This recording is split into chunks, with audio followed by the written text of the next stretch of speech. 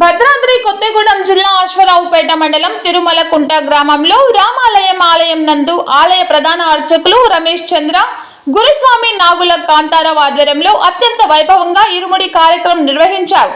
హనుమాన్ మాల ధరించిన 41 రోజుల పాటు అత్యంత కఠిన దీక్షలు చేబూని ప్రతిరోజు పూజలు నిర్వహించిన సుమారు 30 మంది జై హనుమాన్ అంటూ శరణఘోష చేస్తూ భక్తి పారవస్యం నడుము వైభవంగా ఇరుముడి కార్యక్రమాన్ని కొనసాగించారు.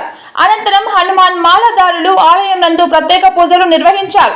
అనంతరం పాదయాత్రగా జంగారెడ్డిగూడెం మధ్య ఆంజనేయుల స్వామి సన్నిధికి పాదయాత్రగా హనుమాన్ మాలధారణ చేసుకున్న వారు ఈ పాదయాత్ర చేస్తూ బయలుదేరారు. గురుస్వాములు ఇరుముడులు కట్టి పూజలు చేయగా మహిళల మంగళహారతులు శరణఘోషాల మధ్య స్వాములు పాదయాత్రకు తరలి వెళ్లారు. ఆలయ ప్రధాన అర్చకులు రమేష్ చంద్ర గురుస్వామి నాగుల కాంతారావు ఆధ్వర్యంలో గత కొన్నేళ్లుగా ఈ పాదయాత్ర కార్యక్రమం కొనసాగుతోంది.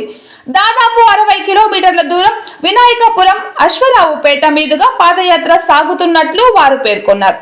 ఈ కార్యక్రమంలో సాధు శ్రీను, పానుకుంట చెన్నకేశవులు, నరేష్, శివ, శ్రీను, వెంకన్నబాబు, బాలు, ఓంకారం, మహేష్, కామేష్, నాగు, చారి, ఉపేంద్ర, నాగచన్నారావు, నాగరాజు, అంజి, శివ తదితరులు పాల్గొన్నారు.